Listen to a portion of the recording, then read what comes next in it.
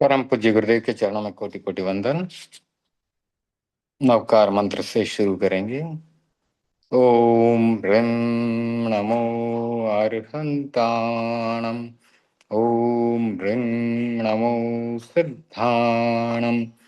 ओम ह्रीं नमो आयर्याणम्। ओम ह्रीं नमो वज्झायाणम्। ओम ह्रीं नमो लोये सब्बसाहूणम्। ओम ह्रीं नमो अर्हन्ताणम्। ओम ह्रीं नमो सिद्धाणम्। ओम ह्रीं नमो आयर्याणम्। ओम ह्रीं नमो वज्झायाणम्। ओम ह्रीं नमो लोये सब्बसाहूणम्। ओम ह्रीं नमो अर्हन्ताणम्। ओम ह्रीं नमो सिद्धाणम्। ओम ह्रीं नमो आयर्याणम्। ओम ह्रीं नमो वज्झायाणम्। ओम ह्रीं नमो लोये सब्बसाहूणम्। ओम ह्रीं नमो अर्हन्ताणम्। ओम ह्रीं नमो सिद्धाणम्। ओम ह्रीं नमो आयर्याणम्। ओम ह्रीं नमो वज्झायाणम्। ओम ह्रीं नमो लोये सब्बसाहूणम्। एषो पञ्चनमुक्कारो सब्बपावपणासनो मंगलाणं च सब्बेषं पढमं हवै मंगलम्। पढमं हवै मंगलम्। सादर जय जिनेन्द्र। स्क्रीन शेयर करता हूँ और सबसे पहले सूत्र और शब्द सिद्धि पर हम ध्यान लगाएंगे।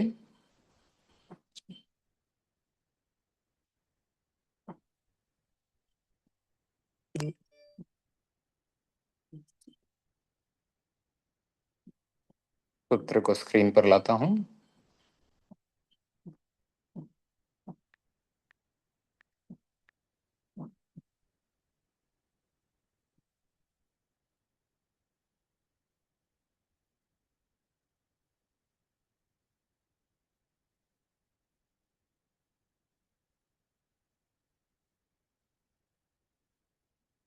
शुरुआत के सूत्रों को सिर्फ पढ़ लेंगे ताकि रिवीजन हो जाए। आसान सूत्र हैं, इनको पहले 2 पेज बहुत ही आसान है।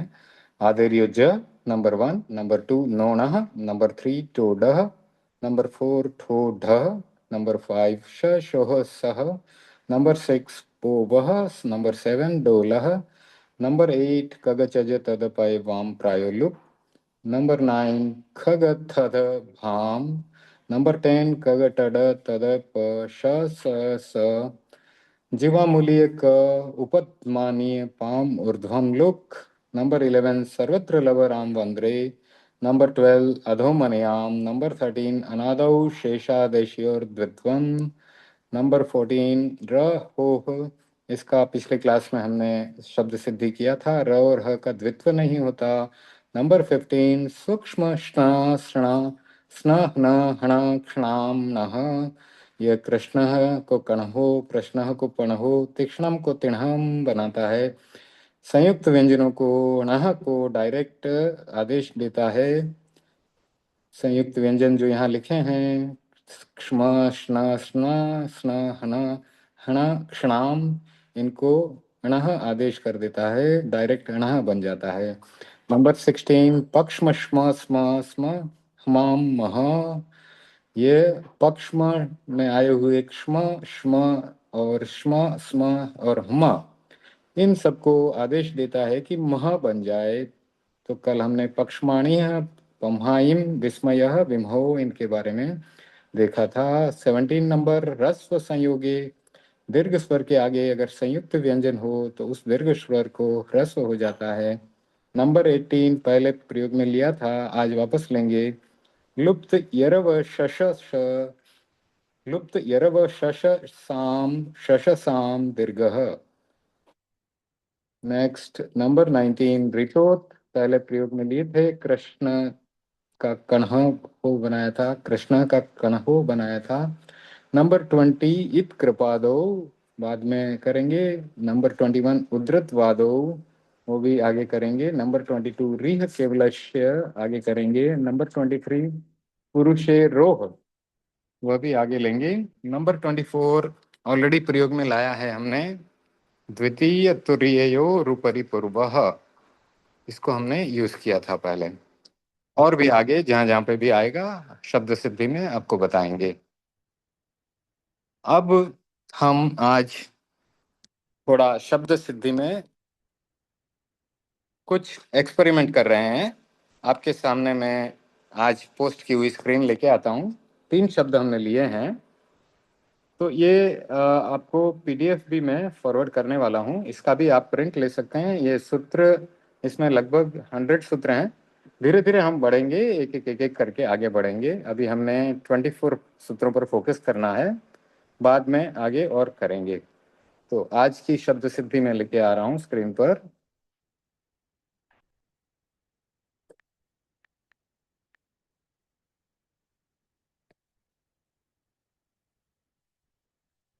आज हमने 3 शब्दों को यहाँ पर मैं स्क्रीन पर लाया हूँ, इनकी हमें सिद्धि करनी है।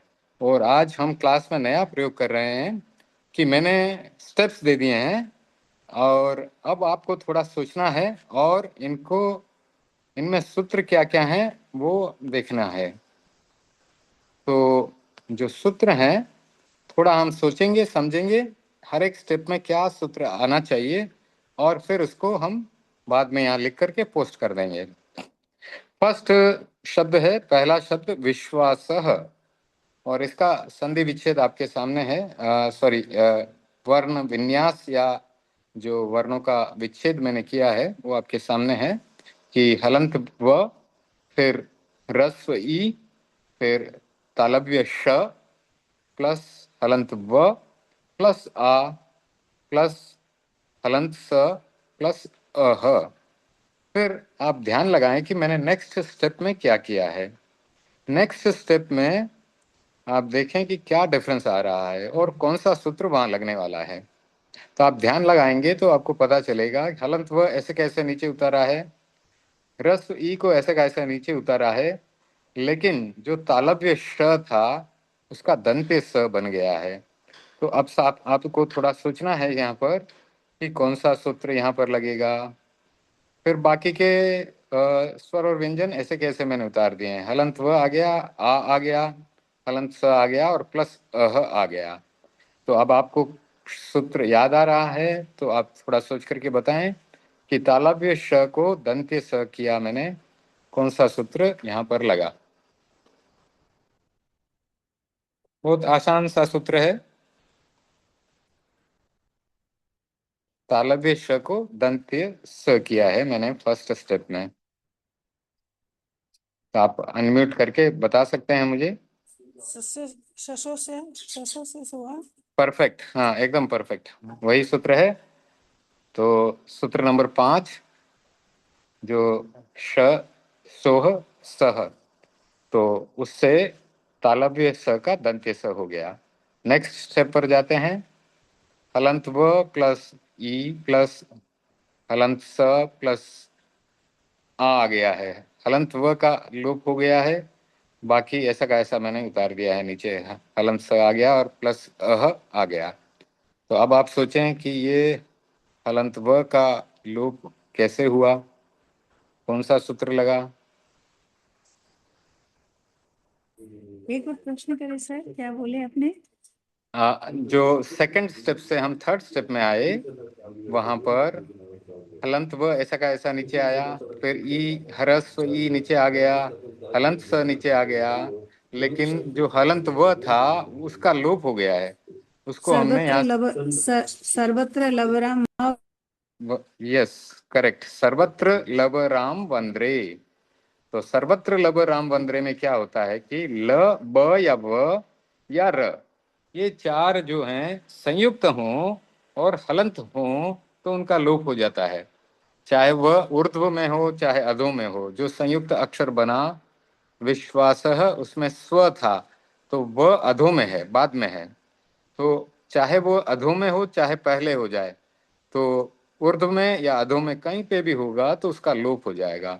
तो सर्वत्र लब राम वंद्रे में हलंत ल, हलंत ब, हलंत व, हलंत र, ये चार अगर संयुक्त होते हैं और ऊर्ध्व या अधो कहीं पे भी होते हैं तो उनका लोप इस सूत्र से हो जाता है।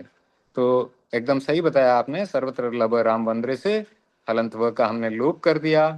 अब नेक्स्ट स्टेप में जाते हैं, वहां पर क्या किया है आप देखें जरा गौर से।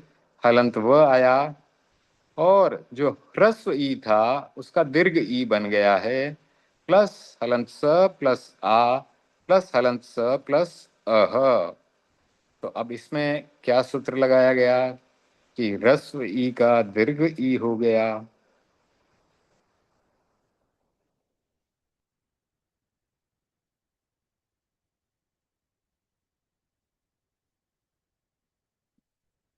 ये सूत्र थोड़ा हमने कम प्रयोग में लिया है, लेकिन ये भी काफी काम में आता है, और ये है 18 नंबर का सूत्र जो बताता है कि लुप्त ऐसे यरव, क्या जी, लुप्त यरव शशसाम, शशसाम दीर्घ। इसमें क्या होता है कि अगर संयुक्त व्यंजन में यर व श श स इनमें से किसी एक का लोप होता है और बाद में वहां पर श श स अगर शेष बच जाता है तो उसके आगे जो ह्रस्व स्वर है उसको दीर्घ कर दिया जाता है। तो अब आपने यहाँ पर देखा कि हमने हलंत व का लोप किया और उसका लोप होने के बाद ये दंत्य स बचा हुआ है, तो यह सूत्र एकदम परफेक्ट यहाँ बैठ रहा है। हलंत व का लोप और दंत्य स बचा हुआ है, इसके आगे में ह्रस्व ई था उसको दीर्घ ई कर दिया, तो यह सूत्र यहाँ पर लगा। अब नेक्स्ट स्टेप बहुत आसान है, उसमें क्या किया है, हलंत व है, हलंत और दीर्घ ई है, हलंत स है, प्लस आ प्लस हलंत स और अह को ओ बना दिया है। यह हम लगभग रोज कर रहे हैं। जी, इसमें कौन सा सूत्र लगा है?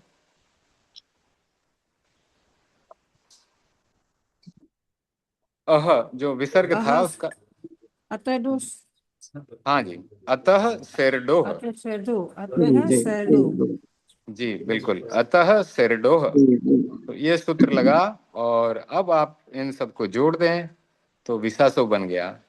तो अब देखिए आप शब्द सिद्धि को बहुत अच्छे से समझ चुके हैं।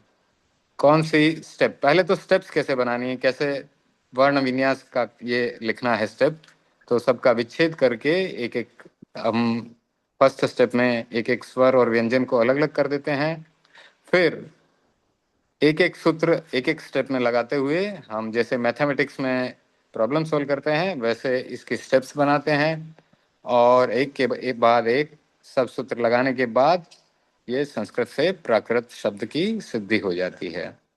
अब इसी तरह से हम नेक्स्ट स्टेप में नेक्स्ट शब्द जो लेंगे, अगला शब्द है दुःशीलः। तो ये पहला शब्द था विश्वासः यानी विश्वास करना, तो विश्वासः का प्राकृत में विश्वासो हो जाता है, दुःशीलः का दुशीलो हो जाता है। अब ये कैसे हुआ ये हम आगे अभी समझने की कोशिश करेंगे। तो सबसे पहले तो हमने विच्छेद कर दिया सबका, तो हलंत द है प्लस रस उ प्लस तालव्य श हलंत है प्लस तालव्य श हलंत है, संयुक्त अक्षर आया है, प्लस ई दीर्घ है प्लस हलंत ल है प्लस अह। अब देखिए नेक्स्ट स्टेप में मैंने क्या किया है, हलंत द प्लस उ प्लस हलंत श तालव्य श एक ही लिया है, यानी दूसरे वाले हलंत श का लोप कर दिया है। अब आप सोचें ये कैसे हुआ, कौन सा यहाँ पर सूत्र लगेगा। ये वही सूत्र हैं जो 24 सूत्र हम अभी फोकस करके जो है काम में ले रहे हैं। उन्हीं में से एक सूत्र है जो इस तालव्य श जो कि हलंत है और संयुक्त है उसका लोप कर देता है। अगर आपने प्रिंट किया है तो रेफर भी कर सकते हैं सूत्रों को, नहीं तो आज पूरा पीडीएफ भेज दूंगा, पूरे आप प्रिंट करके एक साथ ले लें। कुछ 99 या 100 सूत्र होंगे, तो हम धीरे धीरे करेंगे उनको, कोई जल्दी नहीं है, सारा समझ में आना चाहिए। तो शाम से हुआ क्या सर? ये सेकंड पेज पे एक सूत्र है, आप देखें, कग टड तदप। वाम प्रायलुप से नहीं, कग चज नहीं तदप सर। वाम प्रायोलुप में संयुक्त अक्षर नहीं चलेगा, वहां नहीं है, हाँ असंयुक्त हाँ होना चाहिए। हाँ हाँ सर। ये 10 एक नंबर और वाला जो, सूत्र है, 10 नंबर अच्छा वाला है, सर, अच्छा जिसमें कृपा करें सर, हाँ कृपा 10 करें। नंबर में कग टड तदप शश जीवामूलीय क पा और उपदमानीय पाम ऊर्ध्वम लुप। इसमें इसमें संयुक्त अक्षर का लोप होता है। ये इसमें बताया गया है कि क ग ट ड त द प श श स जीवामूलीय क और उपदमानीय प में से कोई भी वर्ण अन्य किसी वर्ण के साथ संयुक्त हो और ऊर्ध्व में स्थित होना चाहिए। ऊर्ध्व में स्थित है तो उसका लोप होता है। तो पीछे वाला का लोप नहीं हुआ, इसमें आगे वाले का लोप हुआ है, ऊर्ध्व में स्थित होना चाहिए। तो जो फर्स्ट श है तालव्य, उसका सॉरी हाँ दुशील, हाँ फर्स्ट तालव्य श है उसका लोप हुआ, सेकंड तालव्य श को ऐसा का ऐसा उतार दिया, प्लस दीर्घ ई प्लस हलंत ल प्लस अह। अब नेक्स्ट स्टेप में आते हैं, तो देखिए इसमें क्या चेंज हुआ है। हलंत द प्लस ह्रस्व ई ऊ जो था उसका दीर्घ ऊ हो गया है, और बाकी ऐसा का ऐसा मैंने उतार दिया है। तो अब यहाँ फिर से सोचें कि इसमें कौन सा लगा सूत्र, अभी अभी लगाया है। हलंत श का लोप किया, फिर हलंत श शेष बचा है, उसके आगे असु संयोगे सत्रमा असु संयोगे नहीं, रस्व ह्रस्व से, सही रस्व से नहीं होगा ये ना? असु संयोगे नहीं, इसमें ह्रस्व संयोगी जो है वो भी लग सकता है, लेकिन सबसे ज्यादा फिट जो है नंबर 18 वाला है। नंबर 18 वाला वो क्या बता रहा है कि जिस संयुक्त व्यंजन के यर व शश स का लोप हो गया और शश स शेष बचा हो तो उसके आदि स्वर को दीर्घ हो जाता है। तो ह्रस्व संयोगी भी फिट बैठ रहा है कि दीर्घ स्वर के आगे संयुक्त नहीं, दीर्घ ये तो उल्टा है, ह्रस्व संयोगी सॉरी उल्टा है। ह्रस्व संयोगी क्या कर रहा है कि रस्व दीर्घ से स्वर, दीर्घ स्वर को रस्व बनाता है। हाँ यहाँ पर तो उल्टा हुआ है, उल्टा हो इसलिए गया 18 नंबर का सूत्र फिट बैठ रहा है। हाँ अच्छा। ठीक है ना, वो रस्व को दीर्घ कर रहा है, तो इसमें एकदम फिट बैठ रहा है। क्यों? क्योंकि हमने हलंत तालव्य श का लोप किया और पीछे उसके हलंत तालव्य श बच गया, तो दोनों कंडीशन यहाँ मीट हो रही है। और तीसरी कंडीशन कि इसके आगे रस्व ऊ था, तो तीसरी कंडीशन भी इसकी मीट हो रही है। तो तीनों कंडीशन मिलने के कारण आगे का जो ये हलंत ऊ था वो दीर्घ ऊ में बदल गया।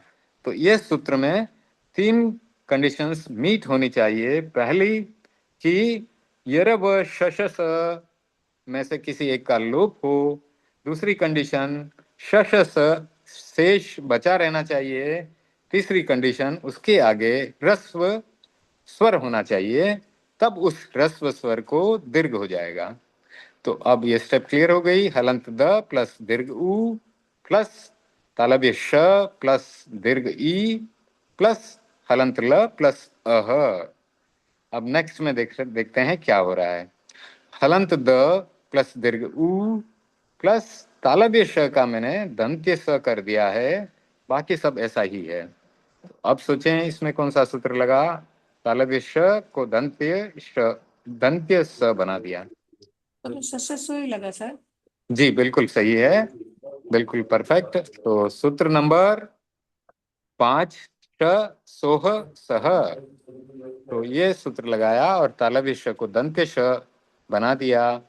फिर नेक्स्ट स्टेप देखते हैं, हलंत द प्लस दीर्घ उ प्लस दीर्घ उ प्लस हलंत स प्लस दीर्घ ई प्लस हलंत ल प्लस यहाँ पर अह को ओ कर दिया है। तो यह एकदम ही आसान है। और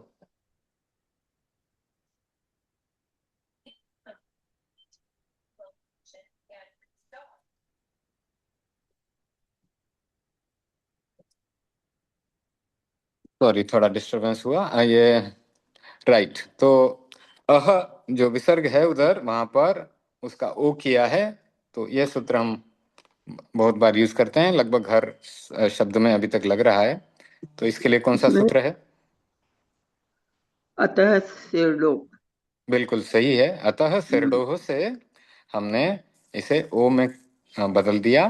तो अब एकदम आसान है, अब सबको जोड़ दिया तो क्या बना? दू सी लो, दू सी लो, ये फर्स्ट समझ दुशीलः। में नहीं आया, ऊपर का फर्स्ट समझ में, दो शय का शय कैसे हुआ, शय एक सिंगल कैसे हुआ?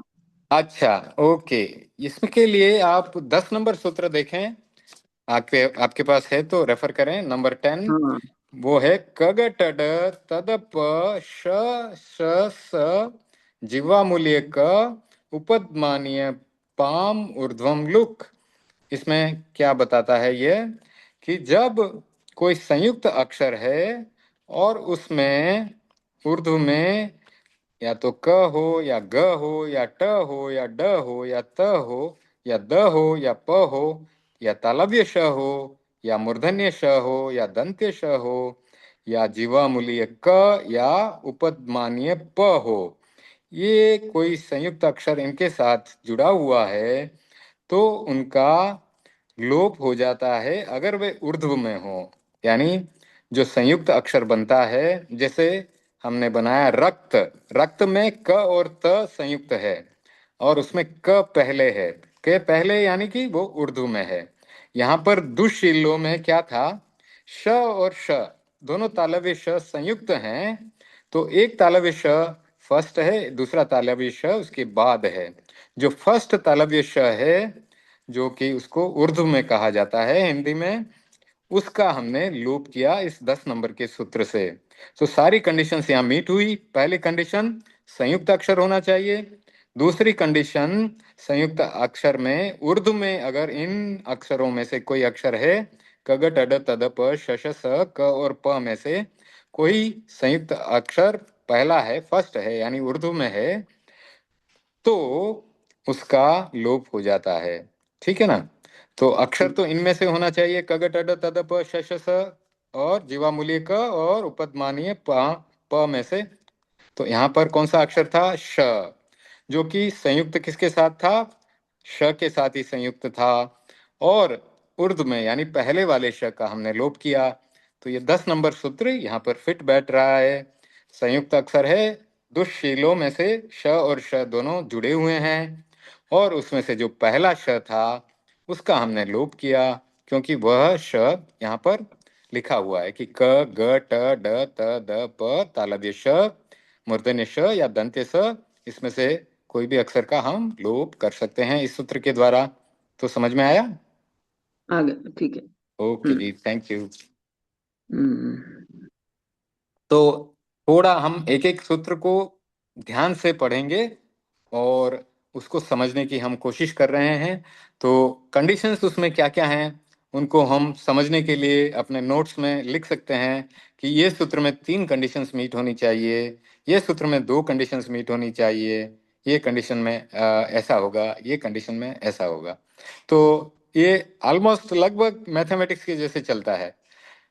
कहीं कहीं पे प्राकृत में एक्सेप्शंस भी आते हैं, वो संस्कृत में भी आते हैं, तो उनका जिक्र हम बाद में करेंगे।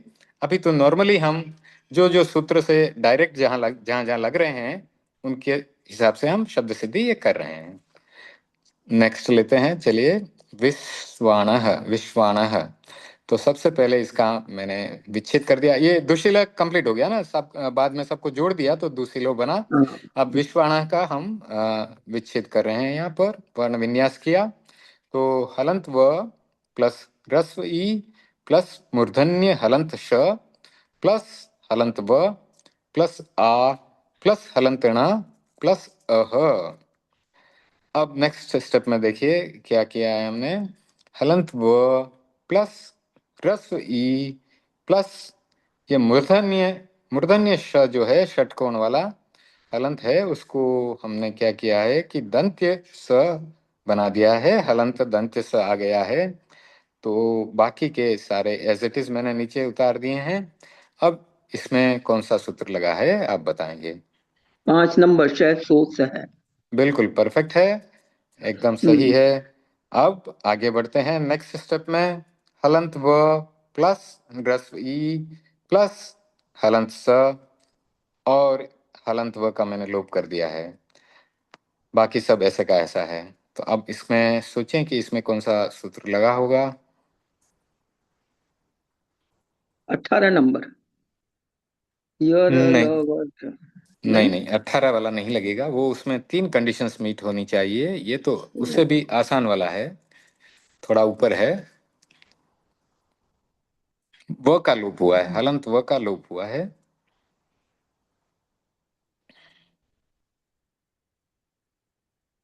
ये सर्वत्र ल ब ब यस, वंदे। करेक्ट, बिल्कुल सही है। सर्वत्र लब राम वंद्रे, इसमें ल ब या व या र, ये इनमें से कोई होता है तो उसका लोप हो जाता है, संयुक्त है।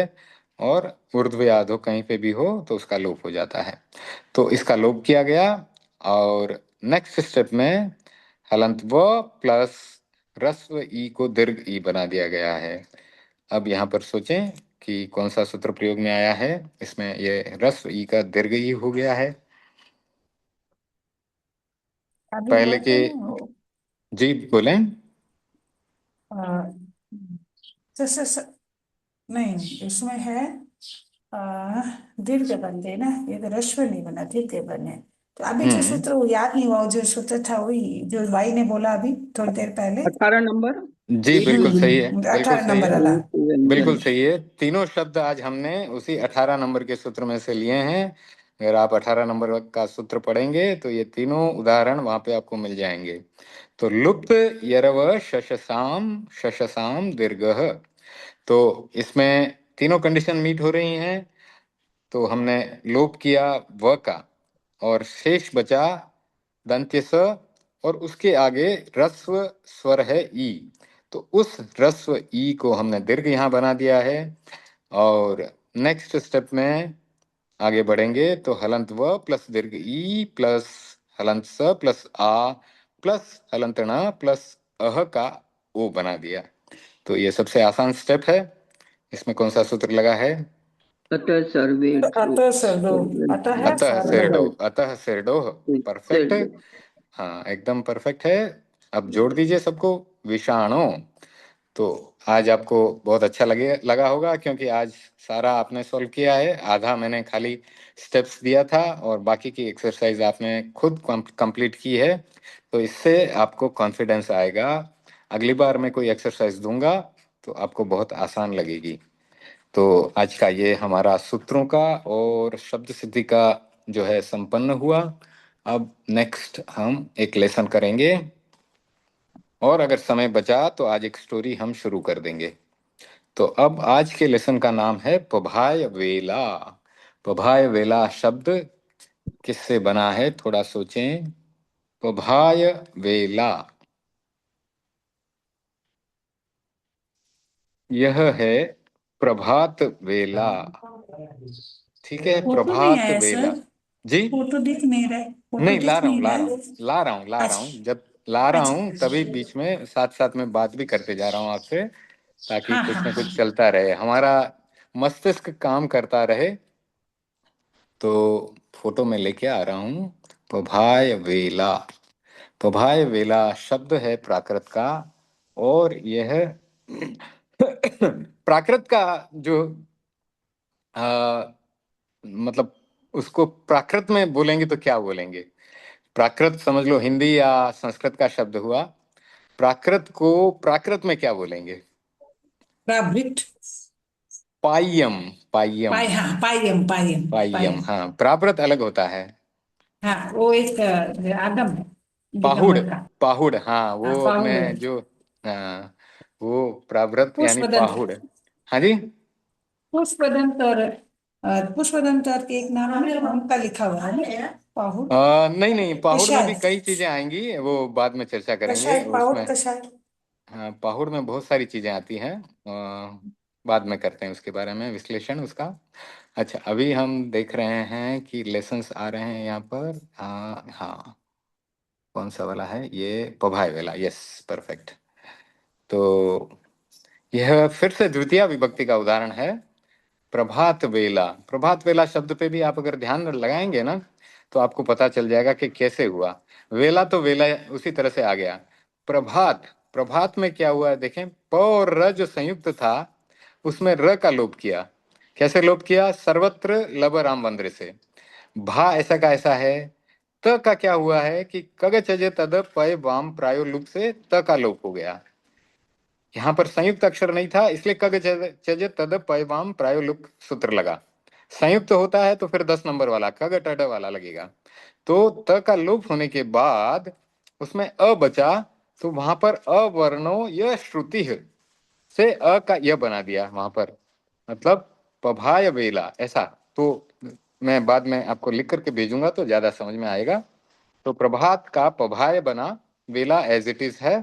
तो यह प्रभात वेला। तो आज हम प्रभात वेला में ही यह प्रभात वेला का पाठ पढ़ रहे हैं। द्वितीय विभक्ति है इमं पभायम अत्थि। यह प्रभात है। तो बहुत ही सिंपल सेंटेंस है। इमं पभायम अत्थि, इसमें इमं सर्वनाम है और पभायम प्रभात, अत्थि यानी है। तो पभायम में द्वितीय विभक्ति लगी। राम रामो रामा प्रथमा रामम। रामम यानी एक वचन और द्वितीय विभक्ति, वो यहाँ पर प्रयोग में लाई गई। इमम पभायम अत्थि, यह प्रभात है। ये क्या है? यह प्रभात है। बालआ जगंती, बालक जागते हैं। बालआ बहुवचन का प्रयोग, जगंती बहुवचन का प्रयोग। तो ये थर्ड पर्सन में काम में आ रहा है। तो हम संस्कृत और प्राकृत में क्या कहते हैं? प्रथम पुरुष, मध्यम पुरुष और उत्तम पुरुष। तो इसका मैंने आपको पहले भेजा हुआ है बना करके। तो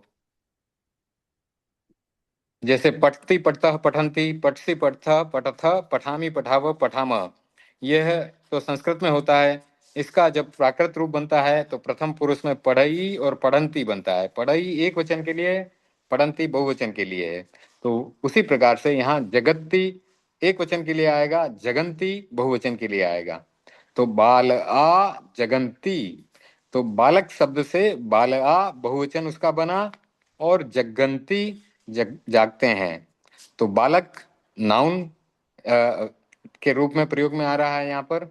बालक यानी बहुत सारे बालक जागते हैं, सुबह में जागते हैं, क्योंकि प्रभात वेला है, उसका पाठ हम पढ़ रहे हैं। बालआ जगंती, बालक जागते हैं। ते जनम नमंती, ते यानी वे, यहाँ पर भी प्रथम पुरुष का प्रयोग हुआ, बहुवचन का प्रयोग है। जनम यानी पिता को, यहाँ पर द्वितीय विभक्ति लगी, क्योंकि रामम तो जनम यानी संस्कृत होता तो जनकम होता, प्राकृत है तो जनम है। ठीक है। तो जनक का जन कैसे बना वो भी हम सोच सकते हैं। तो ते जनम नमंती, तो ते बहुवचन है तो उसके साथ क्रिया नमंती जुड़ गई। ते क्या है? सर्वनाम है, प्रथम पुरुष है, बहुवचन है। जनम पिता के लिए प्रयोग में आया, क्योंकि पिता को नमस्कार कर रहे हैं, कर्ता ने कर्म को। तो कर्म को जो चिन्ह आ गया, इसका मतलब द्वितीय विभक्ति लग गई और कर्म कारक यहाँ प्रयोग में आया। तो ते जनम नमंती, वे बहुवचन, जनम एक वचन पिता के लिए, नमन्ति नमस्कार करते हैं, क्रिया का बहुवचन का रूप प्रथम पुरुष बहुवचन, ठीक है। तो ते जनाम नमन्ति यानी वे सब पिता को नमस्कार करते हैं। बालाओ जननीम नमन्ति। अब पहले क्या था शब्द बाल आ पुल्लिंग शब्द है। बालाओ बाला शब्द से बना है, ये स्त्रीलिंग शब्द है। बालाओ यह नाउन है, बालाओ बहुवचन है और बालिकाओं के लिए प्रयोग में आया है। बालाओ जननीम यानी यानी माता। तो जननीम में द्वितीय विभक्ति और एक वचन। बालाओ जननीम नमन्ति, बालिकाएं माता को नमन्ति, बहुवचन का प्रयोग प्रथम पुरुष। तो बालाओ जननीम नमन्ति, बालिकाएं माता को नमस्कार करती हैं। सोहणो नियम करम पायम य धोवई। सोहन नाम है, नाउन है, प्रथमा विभक्ति एक वचन। सोहनः से सोहणो बना है। हर शब्द जब भी पढ़ेंगे उसका पूरा विश्लेषण करेंगे तो हमें सही मायने में प्राकृत या संस्कृत का ज्ञान होगा।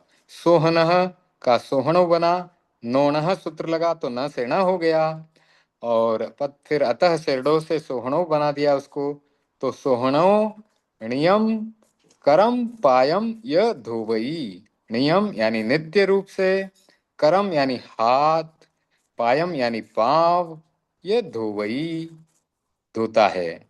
यह यानी कि जो च जो संस्कृत में होता है वो यहाँ पर यह बन गया है।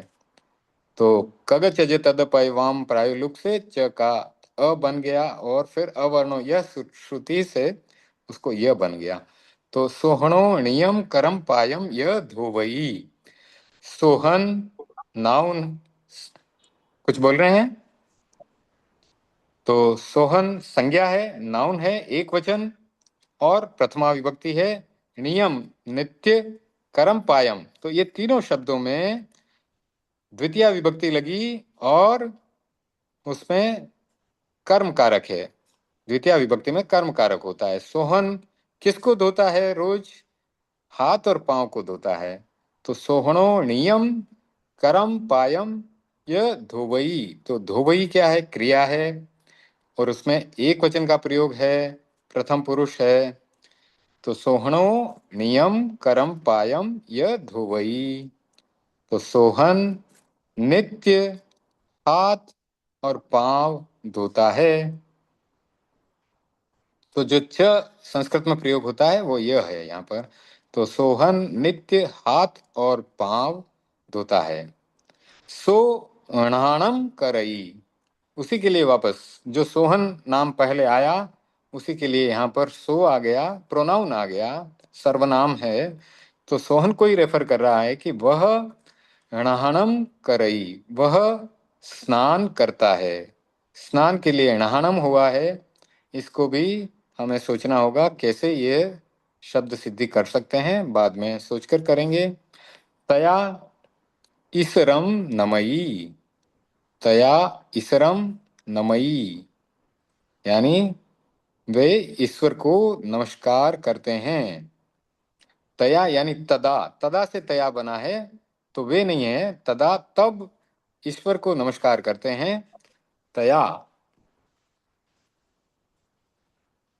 इस शब्द को हम एक बार और कंफर्म करेंगे। तदा से तया बना है, ईश्वरम नमयी, तब ईश्वर को नमस्कार करते हैं। कमला उपवनम पासई, यानी ये पूरा फिर से पढ़ेंगे तो रेफरेंस मिल जाएगा हमें शुरू से कि ये प्रभात वेला है, बालक जागते हैं, वे पिता को नमस्कार करते हैं, बालिकाएं माता को नमस्कार करती है। सोहन हाथ और पांव को धोता है, फिर स्नान करता है और तब वो ईश्वर को नमस्कार करता है। आगे बढ़ते हैं। कमला उपवनम पासई, तो कमला नाम है, नाउन है तो संज्ञा हो गया, एक वचन का प्रयोग प्रथम पुरुष। उपवनम पासई। पासई यानी देखती है, उपवनम यानी उपवन को। उपवनम में द्वितीय विभक्ति, जैसे कि रामम है वैसे ही उपवनम है पासई। तो कमला प्रथमा विभक्ति और करता है, किसकी करता है? पासई क्रिया की करता है। पासई यानी देखती है। क्या देखती है, किसको देखती है? उपवनम, उपवन को देखती है। तो कमला उपवन को देखती है। कमला उपवनम पासई। तथ पक्षिणो गीयम गांति। तो बहुत ही अच्छा सुंदर वाक्य बन रहा है। तथ यानी वहां, तत्र का तथ्य बना है। कैसे बना है? वो एक सूत्र आता है जो त्र को थ बना देता है। उसका बाद में हम पढ़ेंगे और उसका प्रयोग करेंगे। तथ पक्षिणो गीयम गांति। तो पक्षिणो यानी पक्षी, गीयम यानी गीत, गांति यानी गाते हैं। तो अब आप देखें, गांति बहुवचन का प्रयोग हो गया, पक्षिणों बहुवचन का प्रयोग है, गीयम यानी गीत को गाते हैं। तथ्य वहां, पक्षिणों यह यहाँ पर करता है, प्रथमा विभक्ति एक वचन का प्रयोग हुआ, गीयम गांति, वहां पक्षी गीत को गाते हैं। तो गीयम में द्वितीय विभक्ति कर्म कारक और गांति क्रिया है। तो प्रथम पुरुष बहुवचन। तो गीत को कौन गा रहा है? तो क्रिया से डायरेक्ट संबंध है पक्षियों का। तो पक्षियों में प्रथमा विभक्ति, पक्षिणों गीयम गांति, पक्षी गीत को गाते हैं।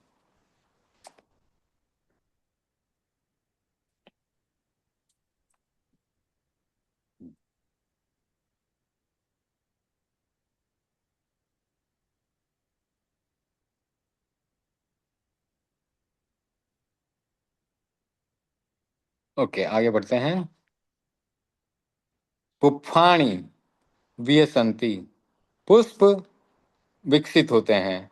फलम फले फलानि, यहाँ पर पुष्पम पुष्पे पुष्पाणि। तो फलम फले फलानि उस रूप में देखेंगे। तो यहाँ पर ये पुष्पाणि वियसंति, पुष्पों के बारे में आया। तो पुष्पों में प्रथमा विभक्ति लगी, पुष्पाणि वियसंति, विकसित होते हैं। विकास, विकसित होना, उसका वियसंति रूप बना है वियसई। तो एक वचन होगा तो वियसई रूप बनेगा, और बहुवचन होगा तो वियसंति रूप बनेगा। प्रथम पुरुष और बहुवचन। पुष्पाणि ये भी बहुवचन, पुष्पों के लिए प्रयोग में लाया गया है। यानी बहुत सारे पुष्प वहां पर विकसित हो रहे हैं। जैसे ही सूर्य की किरणें कमल के फूल पर खिलती हैं तो कमल का गिरती हैं तो कमल का फूल खिल जाता है, गुलाब का फूल खिल जाता है। रात्रि में ये सब बंद हो जाते हैं, और जैसे ही प्रभात वेला होती है, सूर्य की किरणें पड़ती हैं, तो यह विकसित हो जाते हैं, खिल जाते हैं। इसलिए बहुत ही सरल वाक्य बनाया गया, पुष्पाणि वियसंति, यानी बहुत सारे पुष्प खिलते हैं, विकसित होते हैं। भमरा गुंजंती। तो भ्रमर शब्द है, भ्रमरः, उसका बहुवचन में भ्रमरा बना है, भमरा बना है। तो ये भौरे के लिए प्रयोग में आया, भमरा गुंजंती। तो गुंजन करने के लिए प्रयोग में आया गुंजंती। बहुवचन का प्रयोग प्रथम पुरुष, किसके लिए? भ्रमर के लिए। तो भौरे गुंजन करते हैं। बालआ कंदुअम खेलंती। बालआ बालकों के लिए प्रयोग में आया, और बहुवचन है। और कंदुअम, कंदुकम, कंदुकम से बना कंदुअम, तो यह गेंद के लिए प्रयोग में आया। गेंद के लिए द्वितीय विभक्ति लगी, और एक वचन है कंदुअम यानी गेंद। खेलंती बहुवचन है, और प्रथम पुरुष है खेलंती। तो यह क्रिया किसके द्वारा हो रही है? बालकों के द्वारा। तो बालकों में बहुवचन है, तो खेलंती में भी बहुवचन है। तो बालकों में प्रथमा विभक्ति लगी, बहुवचन लगा, खेलंती उसके साथ प्रथम पुरुष और बहुवचन लगा, क्रिया का रूप बना। और कंदुअम किससे खेल रहे हैं या किसको खेल रहे हैं? गेंद को खेल रहे हैं। तो वहां पर द्वितीय विभक्ति एक वचन, बालआ कंदुअम खेलंती, बालक गेंद को खेलते हैं। छत्ता पुथ आनी पढ़ंती। छत्ता यानी छात्र, बहुवचन का प्रयोग है छत्ता।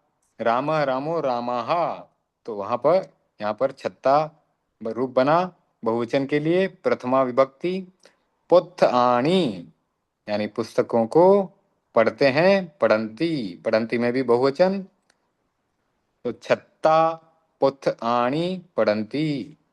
फलम फले फलानी की तरह यह भी बहुवचन रूप बन गया।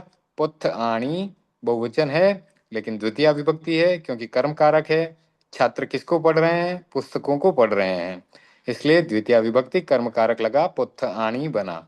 तो पूरा बहुवचन का प्रयोग, छात्र में भी बहुवचन, पुस्तकों में भी बहुवचन, पढ़ंती में भी बहुवचन। छत्ता पुथ आनी पढ़ंती यानी छात्र पुस्तकों को पढ़ते हैं।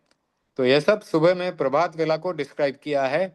बहुत सरल सरल वाक्य बनाए हैं और सरल वाक्यों में सुबह सुबह में क्या क्या होता है वह लिखा गया है यहाँ पर। कवि कव्वम लिहई, तो जो कवि हैं वे क्या लिखते हैं? काव्य को लिखते हैं। कवि एक वचन का प्रयोग, ये कवि के लिए प्रयोग में लाया गया है। कव्वम यानी काव्य यानी कविता, यहाँ पर द्वितीय विभक्ति का प्रयोग हुआ, कर्म कारक है। रामम की तरह कव्वम यानी कविता को, लिहई यानी लिखते हैं, लिहई में फिर से प्रथम पुरुष एक वचन आया, तो कवि के लिए यह लिहई शब्द का प्रयोग हुआ है, यानी इस क्रिया से डायरेक्ट कवि का रिलेशनशिप है। तो कवि जो है वो प्रथमा विभक्ति में है और एक वचन में है। काव्य को लिख रहा है, कविता को लिख रहा है, इसलिए कव्वम में द्वितीय विभक्ति और कर्म कारक लगा। कवि कव्वम लिहई, कवि कविता लिखता है। आगे बढ़ते हैं। गुरु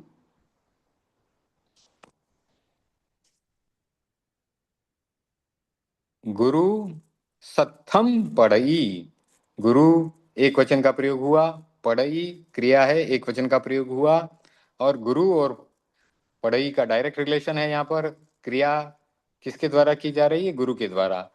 तो गुरु में प्रथमा विभक्ति लगी, कर्ता कारक है। पढ़ई में प्रथम पुरुष एक वचन लगा क्योंकि गुरु के साथ एक वचन का संबंध हुआ इसके साथ। तो सत्थम द्वितीय विभक्ति लगी, शास्त्र को पढ़ रहा है, तो द्वितीय विभक्ति कर्म कारक। गुरु सत्थम पढ़ई, गुरु शास्त्रों को पढ़ता है, गुरु शास्त्र को पढ़ता है, सॉरी एक वचन, तो गुरु शास्त्र को पढ़ता है। किसानो खेतम गच्छई, तो किसानः जो शब्द था उसका किसानो रूप बना, खेतम क्षेत्र का खेतम बना, गच्छई जाता है, तो किसानो एक वचन कर्ता कारक, गच्छई क्रिया प्रथम पुरुष एक वचन। गच्छई जाते जाने के लिए प्रयोग में आता है। संस्कृत में गच्छति शब्द बनता है, गच्छ धातु है।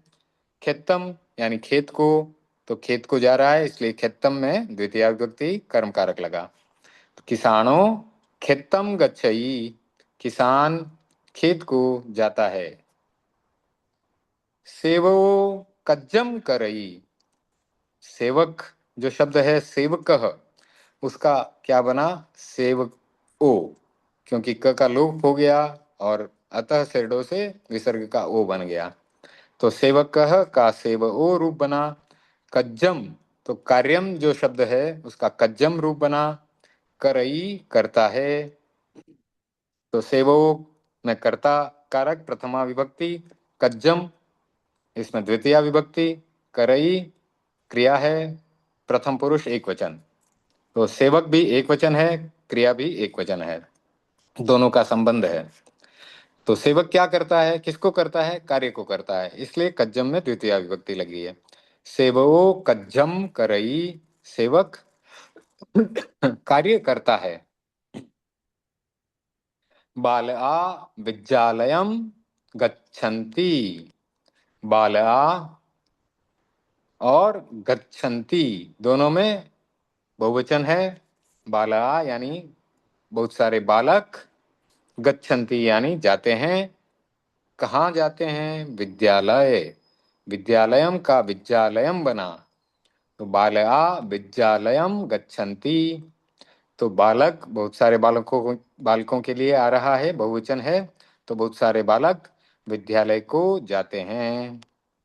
गुरु विद्यालयम गच्छई, तो गुरु में फिर से प्रथमा विभक्ति लगी और करता है, किस क्रिया का करता है? गच्छई क्रिया का करता है, इसलिए गच्छई में भी प्रथम पुरुष एक वचन है, गुरु में भी प्रथमा विभक्ति एक वचन है। विद्यालयम यहाँ पर द्वितीय विभक्ति कर्मकारक एक वचन, तो विद्यालय गुरु विद्यालयम गच्छई, गुरु विद्यालय को जाता है। तथ सो बालआ पुच्छई, वहां पर उसे बालक पूछते हैं।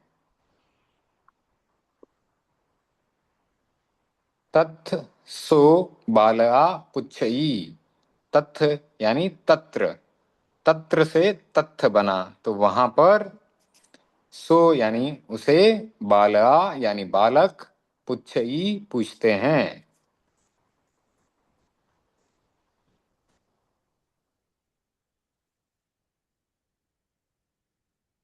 विणिया छत्ता तथ पाय्यम पढ़ंती, आ गया पाय्यम शब्द यहाँ आ गया, जो प्राकृत का हमने शुरुआत में चिंतन किया था कि प्राकृत का क्या रूप बनेगा, तो पाय्यम रूप बनता है।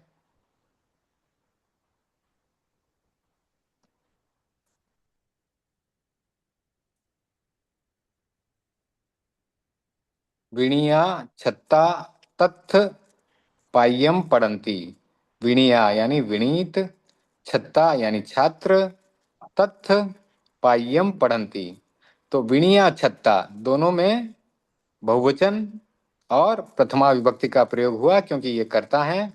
तथ यानी वहां, तत्र, पाय्यम यानी प्राकृत, पढ़ंती यानी पढ़ते हैं, तो पाय्यम में कर्म कारक हुआ और द्वितीय विभक्ति लगी, तो विनीत छात्र विणिया छत्ता, विनीत छात्र, तथ यानी वहां, पाय्यम पढ़ंती प्राकृत पढ़ते हैं, किसको पढ़ते हैं? प्राकृत को पढ़ते हैं। विणिया छत्ता तथ पाय्यम पढ़ंती, विनीत विनीत छात्र वहां पर प्राकृत को पढ़ते हैं।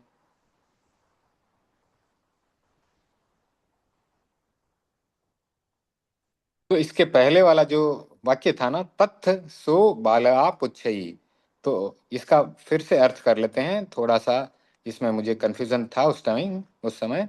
सो और पुच्छई दोनों साथ में है, सो एक वचन है, पुच्छई एक वचन है, तो ये सो किसके लिए प्रयोग में आया? गुरु के लिए प्रयोग में आया, क्योंकि इसके पहले वाले वाक्य में गुरु का रेफरेंस है, गुरु विद्यालयम गच्छई, और उस वाक्य को अगर हम रेफर करेंगे तो तथ, तथ किसके लिए प्रयोग में आया? विद्यालय के लिए प्रयोग में आया। सो किसके लिए प्रयोग में आया? गुरु के लिए प्रयोग में आया।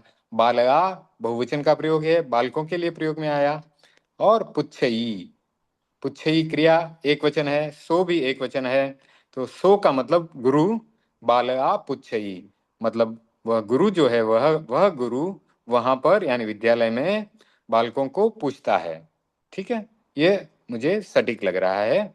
जो ट्रांसलेशन पहले किया था थोड़ा सा गलत हुआ, क्योंकि रेफर नहीं किया हमने पिछले वाक्य को।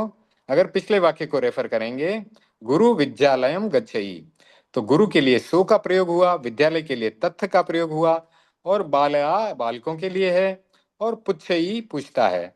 पुच्छई में एक वचन है, तो यह रेफर कर रहा है सो के साथ, रिलेशनशिप है इसका, तो सो आया गुरु के लिए, तो गुरु विद्यालय में बालकों को पूछता है। ठीक है, विणिया छत्ता तथ पाय्यम पढ़ंती, ये क्लियर है। विनीत छात्र वहां पर, कहां पर? विद्यालय में प्राकृत पढ़ते हैं। ते गाहाओ सुनंती कलाओ सिखंती आयर्यम नमंती, यहाँ पर थोड़ा मिस्टेक है, आई रियर, ये जो ई पहले लगा दिया है आई रयम, वो गलत है, वो होना चाहिए आयर्यम, तो मैंने पेन से करेक्ट किया है नीचे, तो आयर्यम नमंती। फिर से पढ़ते हैं। ते, ये किसके लिए आया? बालकों के लिए आया, ते बहुवचन है और बालकों के लिए। पुराना वाक्य पढ़ेंगे तो समझ में आ जाएगा कि वहां पर विनीत छात्र उसको रेफर किया है। तो विनीत छात्रों के लिए ते आया यहाँ पर सर्वनाम है। गाहाओ यानी गाथाओं को, सुनंती यानी सुनते हैं, वे बहुवचन गाहाओ सुनंती। तो वे गाथाओं को सुनंती यानी सुनते हैं, कलाओ सिखंती यानी कलाओं को सिखनते हैं, कलाओं को सीखते हैं, आयर्यम नमंती यानी आचार्यों को नमस्कार करते हैं, सॉरी आयर्यम एक वचन है तो आचार्य को नमस्कार करते हैं। तो नमंती नमस्कार के साथ भी यहाँ पर द्वितीय विभक्ति का प्रयोग हुआ है, आयर्यम नमंती। तो फिर से पढ़ते हैं, ते गाहाओ सुनंती यानी जो विनीत छात्र पहले वाले सेंटेंस में विनीत छात्र का प्रयोग हुआ था उसके लिए रेफर किया गया ते यानी विनीत छात्र गाथाओं को सुनते हैं, ते गाहाओ सुनंती वे गाथाओं को सुनते हैं, कलाओ सिखंती कलाओं को सीखते हैं, आयर्यम नमंती आचार्य को नमस्कार करते हैं। आगे पढ़ते हैं। समय पूरा होने जा रहा है तो जितना हो सकता है उतना कंप्लीट कर लेते हैं। प्रभायम सुंदरम हवई, प्रभात सुंदर होता है, हवई होता है के लिए प्रयोग में आया। सुंदरम यानी सुंदर है, सुंदरम में भी द्वितीय विभक्ति लगी है, प्रभायम में भी द्वितीय विभक्ति लगी है। प्रभायम जो यहाँ प्रयोग में आया है, प्रभायम हवई, तो प्रभात और हवई का संबंध है। तो नपुंसक लिंग में प्रथमा और द्वितीय सेम हो जाती है। फलम फले फलानी प्रथमा में भी है, द्वितीय विभक्ति में भी फलम फले फलानी है। तो प्रभात वेला के लिए यहाँ पर जो है प्रथमा विभक्ति का प्रयोग किया गया और इसमें कर्ता कारक है क्योंकि प्रभात जो है सुंदर होता है, तो प्रभात के लिए हवई का प्रयोग है। तो प्रभात सुंदर होता है, प्रभायम सुंदरम हवई, सुंदरम में द्वितीय विभक्ति आ गई। सुंदर कौन होता है, क्या होता है, तो प्रभात सुंदर होता है। तो प्रभात के लिए प्रथमा विभक्ति, सुंदरम के लिए द्वितीय विभक्ति, हवई एक वचन प्रथम पुरुष। प्रभायम सुंदरम हवई, प्रभात सुंदर होता है। माँ बालम दुग्धम देई, माता बालक को दूध देती है। धुआ माम नमई, धुआ शब्द किसके लिए प्रयोग में आया है? मुझे ऐसा लगता है पोती के लिए प्रयोग में आना चाहिए। वापस रेफर कर लेंगे। धुआ माम बेटी के लिए होते हैं ना, बेटी के लिए। हाँ हाँ, पिछली बार में पढ़ा था ना धुआ। हाँ हाँ हाँ हाँ, धुआ माम नमई, तो बेटी माता को नमन करती है। इत्थि मालम धारई, इत्थि स्त्री के लिए है, मालम यानी माला को, धारई यानी धारण करती है। सा जुवईम पासई, वह युवती को देखती है। जुवई नईम गच्छई, युवती जो है नदी को जाती है। तत्थ सा बहुम पुच्छई, तथ्य यानी वहां, सा यानी वह स्त्रीलिंग का प्रयोग है, बहुम बहु को पुच्छई पूछती है, वहां पर वह बहु को पूछती है। बहु धेनुम दुहई, बहु जो है गाय को दुहती है। सो सासुम दुग्ध देई, वह सासु को दूध देती है। सो है, अच्छा सो है तो पुल्लिंग का प्रयोग है, तो वह सासु को दूध देता है। पुरिसो नयरम गच्छई, पुरुष जो है नगर को जाता है। तत्थ दुग्धम विकीर्णई, विकीर्णई ये विक्रय विक्रय के लिए प्रयोग में आया है, तो वहां पर दूध का विक्रय होता है। तो वहां पर बाजार है, वहां पर दूध का विक्रय होता है, दूध बेचा जाता है। फलाणी किणई, फल जो है वो खरीदे जाते हैं। तया गरम आगच्छई, और उसके बाद घर को आ जाते हैं। तो तत्थ दुग्धम विकीर्णई, वहां पर दूध का विक्रय होता है। फलानी किणई, फलों का क्रय होता है। क्रय और विक्रय ये शब्द साथ साथ चलते हैं, तो फलानी किणई तो फलों को भी खरीदा जाता है। तया तथा का तया रूप बना, सॉरी तदा का तया रूप बना, तदा गरम आगच्छई, तो उसके बाद तब घर को आ जाते हैं। तो इस प्रकार से ये लेसन आज कंप्लीट हुआ। और हमारा समय भी पूरा हो गया, 8 बज गए। तो कोई प्रश्न हो तो आप मुझे व्हाट्सएप में लिख करके भेज सकते हैं। और अब प्रणाम सर, प्रणाम। हाँ, परम पूज्य गुरुदेव की आज्ञा से मंगल पाठ। ओम रिम नमो अरहंताणं, ओम रिम नमो सिद्धाणं, ओम रिम नमो आयर्याणं, ओम रिम नमो वज्जायाणं, ओम रिम नमो लोई सव्व साहुणं। एसो पंच नमुक्कारो सव्व पाप पणासनो, मंगलाणं च सव्वेसिं पढ़मं हवै मंगलम मंगलम। चत्तारि मंगलम अरहंता मंगलम, सिद्धा मंगलम, साहु मंगलम, केवली पणत्तो धम्मो मंगलम। चत्तारि लुगुत्मा अरंता लुगुत्मा, सिद्धा लुगुत्मा, साहु लुगुत्मा, केवली पणत्तो धम्मो लुगुत्मो। चत्तारि शरणं पवज्जामि, अरंते शरणं पवज्जामि, सिद्धे शरणं पवज्जामि, साहु शरणं पवज्जामि, केवली पणत्तं धम्मं शरणं पवज्जामि। विघ्नहरण मंगल करण स्वाम भिक्षुनो नाम, गुण ओळख सुमरण किया सरे अचिंत्या काम। विघ्नहरण मंगल करण स्वाम भिक्षुनो नाम, गुण ओळख सुमरण किया सरे अचिंत्या काम। विघ्न हरण मंगल करण स्वाम भिक्षुनो नाम, गुण ओळख सुमरण किया सरे अचिंत्या काम, सरे अचिंत्या काम, सरे अचिंत्या काम। अंगूठे अमृत बसे लब्ध तना भंडार, श्री गुरु गौतम सुमरिये मन वांछित फल दातार, मन वांछित फल दातार। उपसर्गहरम पासम पासम वंदामि कम गणमुक्कम, विषहर विष निन्नासम मंगल कल्याण आवासं। विषहर फुल्लिंग मंतम कंठे धारी जो श्यामणो, तस् गह रोग मारी दुष्ट जरा जंति उसामम। चिट्ठव दूरे मंतो तुज पणामो विबहुफलो होई, नर तिरियसु विजीवा पावंति न दुख दोहगम। तुह सम्मत्ते लब्धे चिंतामणि कप पाय बब्ब हिये, पावंति अविज्ञानम जीवा ऐरामरम ठाणम। इह संतु महायश भक्ति भर निभरेण हियेण, ता देव दिज्ज बोहिं भवे भवे पास जनचंद, भवे भवे पास जनचंद। ओम अरहम, thank you for joining today. जय जिनेन्द्र। जय जिनेन्द्र।